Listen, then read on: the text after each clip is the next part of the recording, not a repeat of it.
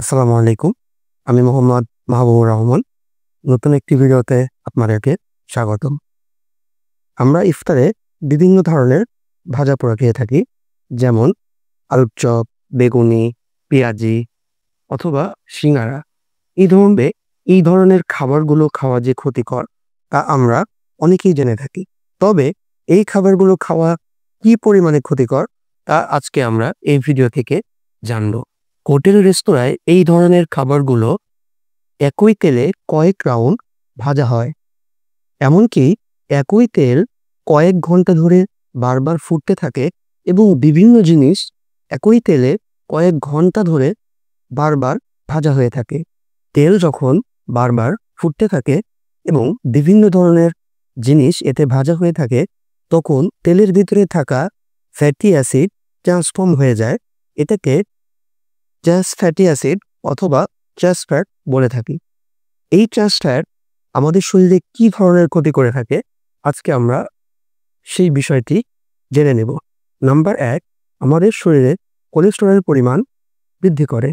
Cholesterol সাধারণত ২ প্রকার।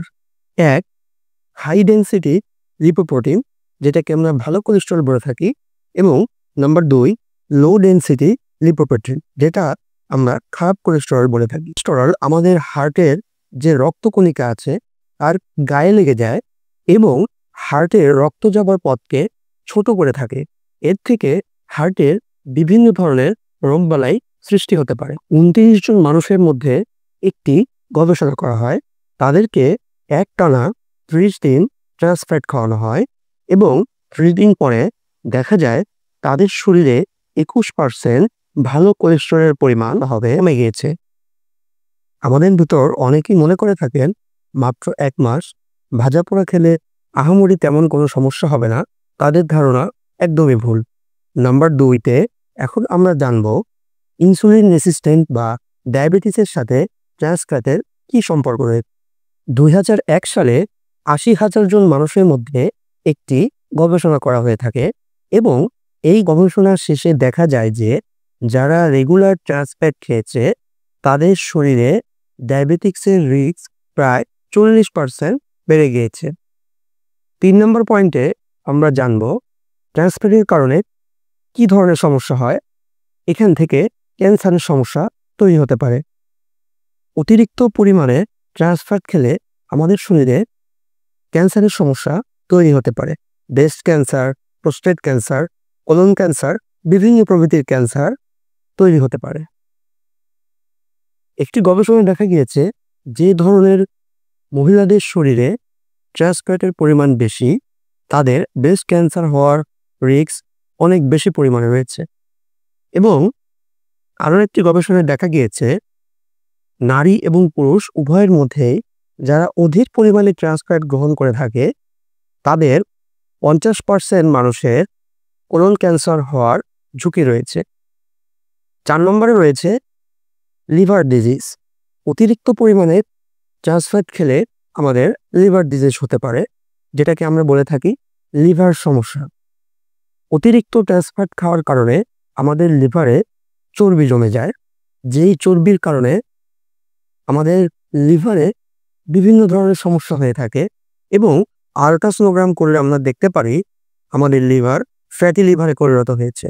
এ থেকে আমরা বুঝতে পারি অতিরিক্ত ট্রান্স ফ্যাট খাওয়ার কারণে আমাদের ফ্যাটি লিভার হওয়ার সম্ভাবনা রয়েছে। এখন আমরা জেনে নেই তাহলে আমরা ইফতারে কি ধরনের খাবার খেলে আমাদের শারীরিক উন্নতি হবে এবং আমরা সমস্যা হতে বেঁচে থাকতে পারবো। নাম্বার ১, লাল চালের আটা, লাল চালের ভাত, লাল চিরা। আমরা ছোলা খেতে পারি। ছোলাতে বিভিন্ন প্রোটিন আছে, ফাইবার আছে, যা আমাদের সারাদিন না খেয়ে থাকার ক্লান্তিকে অতি নিমিষেই দূর করে থাকবে। এমনকি আমরা বিভিন্ন ধরনের ফলমূল খেতে পারি। তবে ফলমূলের দাম অতিরিক্ত বৃদ্ধি হওয়ার ফলে যদি আমাদের কিনতে সমস্যা হয়, সেক্ষেত্রে আমরা পর্যাপ্ত পরিমাণের ফ্রেশ টমেটো এবং শসা খেতে পারি। এবং যদি কারো সম্ভব হয়ে থাকে তাহলে আমরা একটি ডাবের পানীয় খেতে পারি। তবে ইফতারে সাদা চালের ভাত এবং সাদা চালের রুটি খেলে আমাদের কিছু সমস্যা হতে পারে।